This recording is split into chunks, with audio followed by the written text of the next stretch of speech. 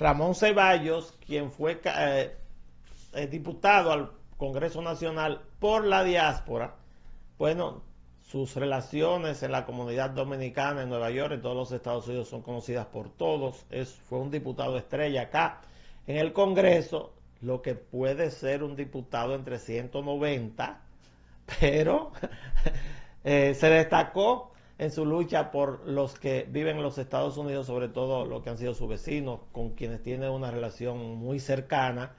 Tan es así que yo sé que nuestros amigos de allá, nuestro amigo Miguel Estrella en la ciudad de Nueva York, nuestro reportero, que lo tenemos todas las semanas, más esa cantidad de dominicanos y dominicanas que nos ven allá en Estados Unidos, permanentemente están en contacto con nosotros a través de nuestra cuenta de WhatsApp. Bueno, se gozarán viendo a Ramón acá con nosotros en la mañana de hoy, que ahora está viviendo en la República Dominicana. Buenos días, Ramón, ¿cómo le va? ¿Cómo está usted? Muy buenos días y bienvenido. Muy buenos días, un grato placer tener la oportunidad de compartir con un elenco como este. ¿Todavía usted está en el Partido Revolucionario Moderno? Porque aquí la gente se cambia de partido como de chaqueta. Bueno, yo inicié mi actividades políticas con apenas menos de 18 años. Sí. Todo el tiempo fue en el PRD, después en el PRM. En el PRM yo soy un simple militante, un simple pero miembro. Usted es miembro del PRM. Un simple miembro, estoy en el listado como no, como usted un no es millón. simple miembro, no. Sí. Eso no es cierto. Eso no es cierto. Usted lo sabe No vamos a disminuir. No vamos a disminuir. Se quiere hacer chiquito para que lo caguen. No, porque yo conozco el tema. O sea, yo hice lo mismo. A mí no me da. ¿Tú quieres ser secretario? No, yo no quiero ser nada. Déjeme así, pero yo era jefe de campaña, encargado de todo. O sea, el que mandaba. ¿Y cuál es su cargo? Ninguno. Así es mejor, porque entonces no tiene tanta gente atrás tomándote la paciencia. Por supuesto. ¿Qué tiempo tiene ya aquí en República Dominicana? Bueno, yo regresé después acá. Que regresó de sus años, funciones. Sí. Después, mis funciones terminaron el año pasado. Prácticamente tengo 11 meses que finalizaron. Tuvimos hasta julio 15 del año pasado, formalmente. Yo me he quedado básicamente aquí la mayor cantidad del tiempo.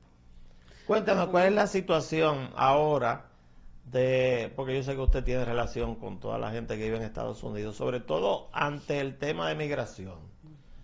Es ya noticia diaria en la prensa de lo que está ocurriendo con el ICE, que es el organismo, los persecutores, por orden de la presidencia de Estados Unidos, de las personas que son indocumentadas. En el día de ayer incluso vimos con horror, para mi gusto, el que lo quiera apoyar, ese es su problema, que han construido una cárcel a 70 kilómetros de la ciudad de Miami, que en los Everglades, que se llama Alcatraz Alligator, se llama, como la cárcel famosa de Alcatraz en la bahía de San Francisco, y Alligator, que son los cocodrilos. O sea que custodiada por cocodrilos, porque el que caiga ahí va a estar rodeado por cocodrilos. A mí se me pareció a esas cárceles del nazismo, de Hitler, que los que son diferentes los metían en la cárcel, y claro, eso llevó a la muerte a 6.6 millones de judíos. ¿Qué usted piensa? ¿Cómo está la situación? ¿Cuál es la noticia que usted tiene de la diáspora dominicana en Nueva York? Mire, sobre todo en Estados Unidos, porque en Nueva York es donde está concentrada la mayor cantidad, pero no necesariamente todos vivimos en Nueva York.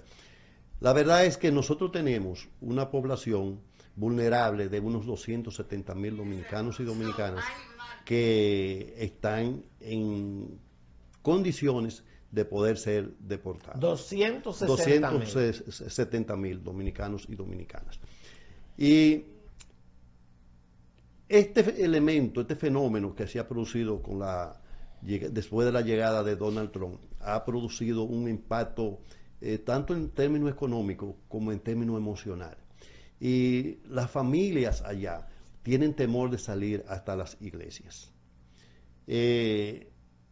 Las acciones que se han venido cometiendo después que se ha autorizado a las policías municipales o estatales o de ciudades y la han convertido en agentes del ICE, indudablemente que ha creado una situación que nunca se había visto, porque ahora los policías ya que se lanzan a lugares donde ellos sospechan que pueden haber indocumentado, el indocumentado no tiene un letrero en la frente que diga que es indocumentado. Entonces, ¿qué ocurre? Que el perfil de nosotros, los latinos, es claramente identificado. Entonces pagan justo por pecadores. Realmente, si usted observa lo que ha pasado en la República Dominicana, si nosotros analizamos en los últimos 20 años la cantidad de dominicanos y dominicanas que han deportado de Estados Unidos, nosotros en este periodo de este año estamos por debajo de la media de esos años. Lo que significa que están más escondidos lo posible deportados o los que no tienen ninguna documentación que lo que realmente tienen documentación. Por eso no hay una gran cantidad de gente apresado y deportado.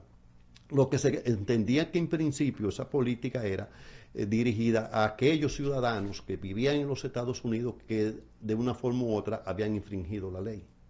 Pero realmente no es así. Ustedes han podido observar lo que ha ocurrido, por ejemplo, en Los Ángeles, donde ha habido por primera vez el estado de California ha sido ocupado militarmente, usando la categoría de militarización, federando las guardias estatales, la Guardia Nacional de ese estado en los Estados Unidos. La última vez que se produjo, eso es fruto de un acto que se estableció en el año 1806 y se ha llevado a cabo en 30 oportunidades. De esas 30 oportunidades, solamente 2 se han hecho sin la anuencia del gobernador. Una fue en el año 1965 en Alabama, cuando se había aprobado el derecho que tenían los ciudadanos afroamericanos de votar y que no se le permitía en ese estado, que mayoritariamente estaba controlado por los blancos, exacto, poder votar, y entonces el propio gobernador se oponía, y ahí Richard Nixon, que era el presidente de los Estados Unidos, el gobernador famoso Wallace, era el exactamente, tuvo la decisión de federalizar la Guardia Nacional y enviar Marine para que se pudiera producir la marcha que habían organizado los que luchaban por el derecho al voto. Y ahora precisamente en Los Ángeles. Y en Los Ángeles se ha hecho precisamente porque Los Ángeles es un estado que en gran medida vive del trabajo de los inmigrantes en todos los estamentos económicos de ese estado. Y California es, en términos de economía mundial, es la 9ª economía del mundo. La quinta ya. La quinta. Y sobre todo... Solo California es la quinta economía del mundo. Solo California. Solo California. Pero esa economía es generada precisamente por inmigrantes. ¿Y qué ocurre? Y es la economía 1 de Estados Unidos. De Estados Unidos, así es. Entonces, ¿qué ocurre? Es que California, además de tener esa condición, es el lugar donde el gobernador ha sido el único demócrata en estos 4 o 5 meses que ha enfrentado la política de Donald Trump. Ese probablemente sea el candidato demócrata. Es el más posible en este momento. Mire, ¿hay alguna forma, usted que está en Estados Unidos, que conoce la interioridad de la política americana, alguna forma de que algún estado de Estados Unidos pueda salir de la Unión? Porque Estados Unidos no es un país. Estados Unidos son 50 países unidos por una constitución y un acuerdo. Sí. Pero hay forma de que, porque se habla de que alrededor de 10 estados están planteándose, si la situación sigue como está, sobre todo los que están al norte, muy cerca de Canadá, e incluso California, plantear referéndum para salir de la Unión. Sí, mire, actualmente el único estado de los 50 que podría decidir salir de la Unión sin ninguna aparente objeción es Texas, porque cuando hicieron el convenio, el acuerdo de ingresar a los Estados Unidos, dejaron establecido eso. Todavía en Texas se utiliza la bandera que utilizaban antes de la sí, claro, claro que sí, la bandera de la estrella solitaria. Sí. Mire, Ceballos, quiero ver su valoración. Los dominicanos y las dominicanas estamos muy preocupadas sobre todo por el tema migratorio, a propósito de una decisión de Estados Unidos de repatriar, ¿verdad?, en un tiempo determinado a nacionales haitianos que están en condiciones también irregular. Ocupa y preocupa a la comunidad dominicana, tanto en el exterior como aquí, recibir esa cantidad de nacionales hacia Haití, sobre todo por la situación que vive Haití, que es de todo conocida. y sobre todo por la fragilidad que tenemos en la política migratoria para poder contener una cantidad de nacionales que lleguen a ese país donde no hay seguridad y donde hay todo un clima de inestabilidad que ha sido también dicho por nuestro presidente en todos los foros que ha participado relacionada con la situación de la República Dominicana para poder hacer frente a esa presente migración de indocumentados que están en el país y lo que pudieran también atravesar la frontera y hacer acto de presencia. Es un tema económico, es un tema de seguridad nacional.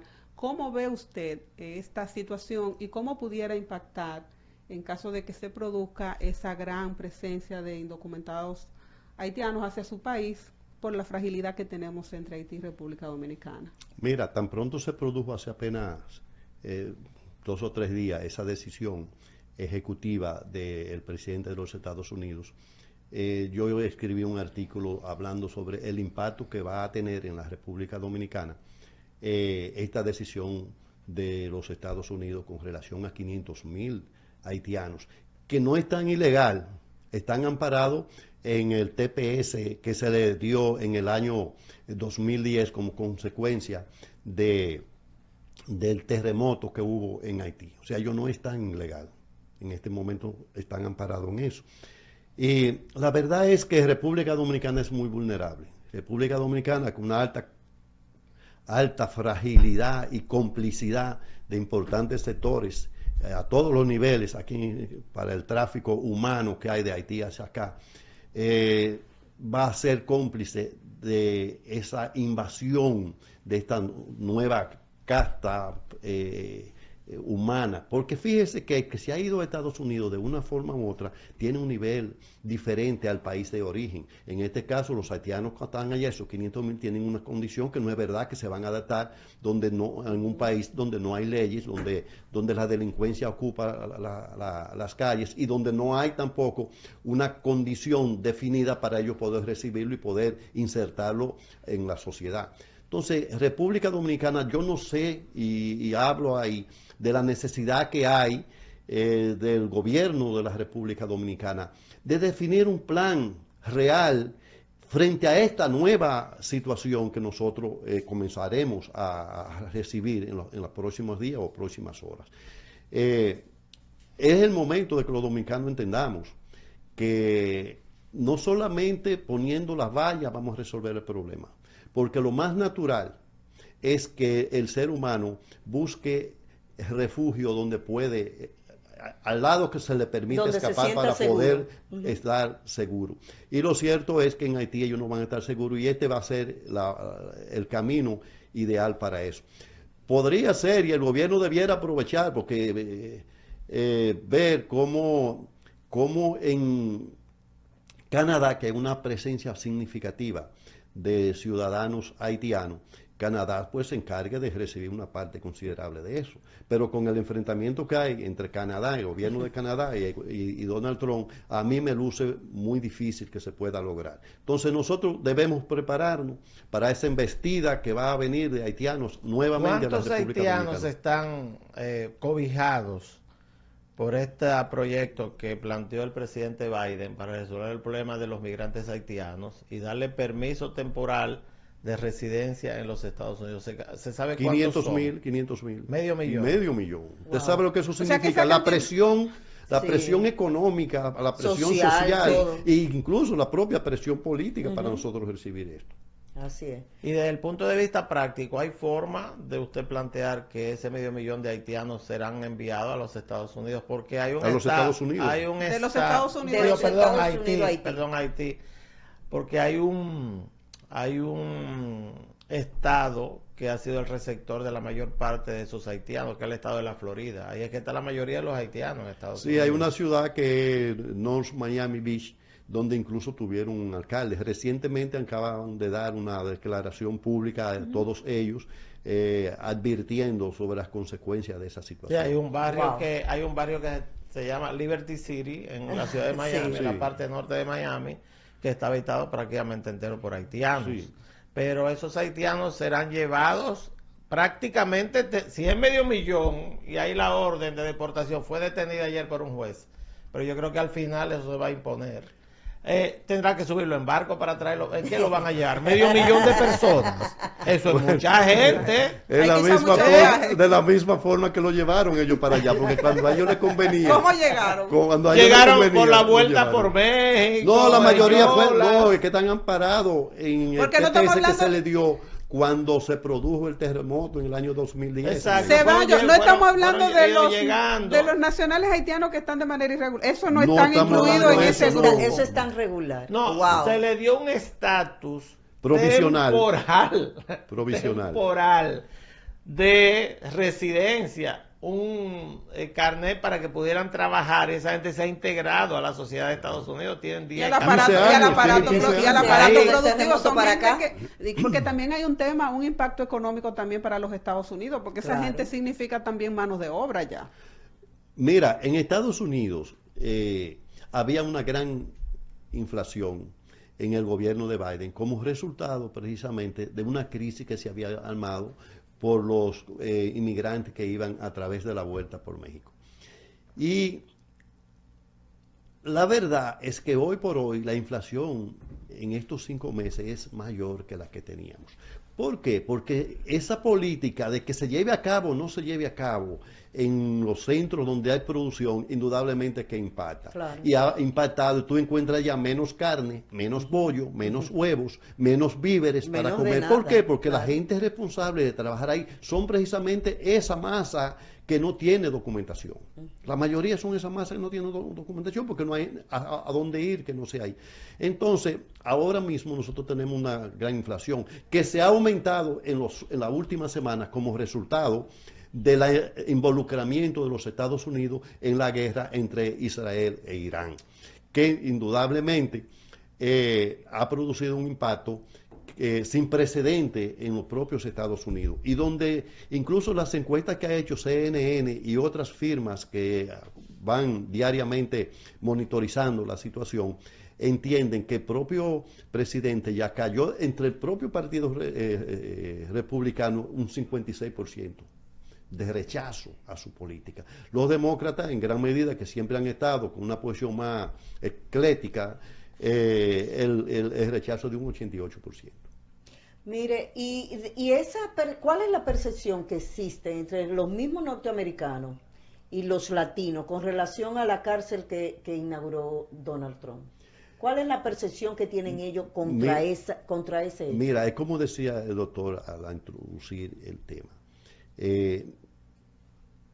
Realmente es algo inhumano lo que se está haciendo, pero de Trump no se podía hacer otra cosa, porque recuérdense ustedes que dentro de su política en el año 17 y 18 estaba el hecho de almacenar en jaulas a los niños y deportar a sus padres.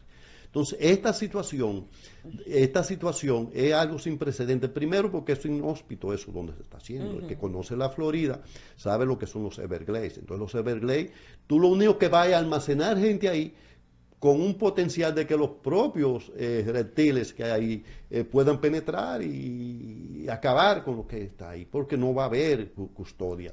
La custodia de ellos es el lago y el movimiento de los cocodrilos ahí.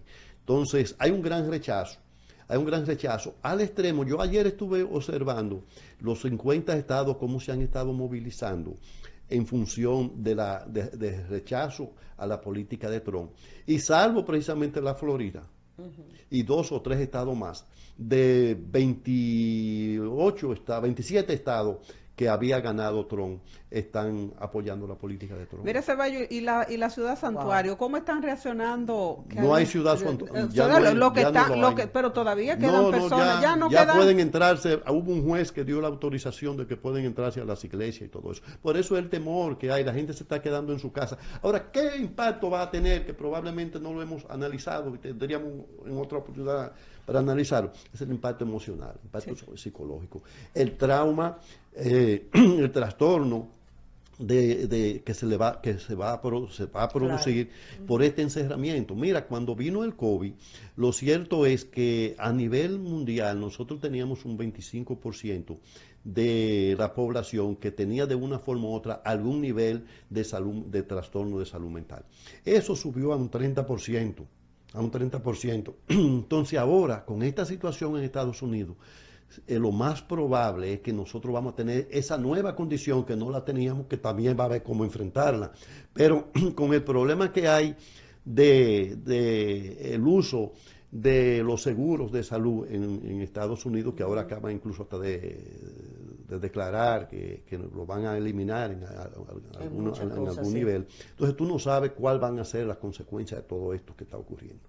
Ramón, hay una situación que aparte del tema de salud mental, que le tocará a algunos médicos y psicólogos tratar, el tema económico. Hay números que usted da que a mí me dan grima. Usted habla de 250,000 dominicanos solamente en la ciudad de Nueva York, en condiciones ilegales, Estados Unidos, en todo Estados Unidos en condición ilegal, es decir, son pasibles de ser deportados, no encontrar trabajo, perseguidos, tachados ya, humillados y escondidos. De eso hablamos, que no pueden trabajar, no sé cómo van a trabajar. O sea que si por alguna razón se cumple la política de deportación, nosotros podríamos hablar que estaríamos recibiendo aquí alrededor de 200,000 dominicanos tranquilamente de Estados Unidos deportados. Esa es la potencialidad que hay, o sea, ese es el target que hay. Pero fíjese, analicémoslo desde el punto de vista económico. No, para allá iba, porque yo le iba a preguntar que eso significa que 250,000 dominicanos, no todos trabajan, por supuesto, pero la cantidad de remesas que llegan al país, que es uno de los renglones principales de nuestra economía, increíblemente, disminuirá. A esto usted le va a sumar el impuesto ahora por el envío de remesas, que está en el nuevo plan económico de Trump para su cuatrenio, que es de un 1% de pago de impuestos a las remesas en los Estados Unidos, es decir, hay un impacto económico sobre la República Dominicana. ¿Cómo usted ve esa evaluación? Mire, yo había advertido eso precisamente, y el hecho, lo cierto es que quienes más remesan a la República Dominicana no son los de mi generación, porque ya nosotros hemos perdido de una forma u otra la vinculación con la República Dominicana. Sí. Los que más remesan son los que recientemente han llegado, o sea, en los últimos 10 o 15 años. Los ilegales. Sí. ¿Y qué ocurre? Que para usted irse, y eso lo sabemos todos los dominicanos, a Estados Unidos, por esta vuelta que se fueron 44,000 dominicanos. 44,000. Yo no sabía eso. ¿Por la vuelta de México? Por la vuelta de México. Sí, ¿En qué tiempo? En 2 años. En 2 años. Entre el año 22 al 24. Wow. Entonces, la verdad es que esa gente para irse venden su motor, venden su tierra, todo, empeñan su casita, cogen prestado. Con el objetivo de enviarlo. ¿Por qué usted cree que ha habido en los últimos 10 años un repunte de las remesas? Eso no viene casual, eso viene por 2 razones. Viene por esa razón de tener que pagar y enviarle a su familia que se han quedado para que los viejos no pierdan el rancho. Que se han quedado aquí. Y por otro lado, por la inflación que ha habido, porque si yo antes mandaba $100 a mi mamá para que de una forma u otra pudiera ayudarse en los quehaceres diarios, yo tengo que mandar 150. O 200, sí, claro, tranquilamente. Y por eso usted observa que el promedio de las remesas que se envían son precisamente entre 150 a $300. El máximo casi siempre son $300. Entonces, ese impacto indudablemente que se va a sentir, que se va a reflejar en la República Dominicana. Pero el otro es, que usted ha acabado de introducir, cuando Trump sometió a la Cámara de Representantes su gran proyecto económico. Exacto. Que parece que va a ser aprobado el día de hoy. Que trajo como resultado que el propio motivador en ese momento, Elon Musk, tuviera su diferencia. Lo cierto es que estaba en un 3.5% exclusivamente para los ciudadanos que no tenían una categoría legal en los Estados Unidos. Pero ahora el Senado de la República, el Senado de los Estados Unidos acaba de aprobar, ya y el acuerdo que hay es de que se le imponga un 1% a todas las remesas. Es decir, claro, sáqueme el 1% de todas las remesas de 10.756 millones que vinieron el año pasado. Sáqueme el 1%. Entonces, yo también escribí, le decía que había escrito también un artículo eso, que cómo el gobierno dominicano podría facilitar que esa suma no sea tan grande. Bueno, nosotros cuando tuvimos en el Congreso luchamos para que se establecieran oficinas de representación del Banco de Reserva. Entonces yo soy de los que he venido proponiendo que el gobierno dominicano a través del Banco de Reserva pueda establecer las principales ciudades donde hay mayor concentración de dominicanos, oficinas del Banco de Reserva que permitan precisamente usted depositar su remesa y desde aquí las retira. Esa es una.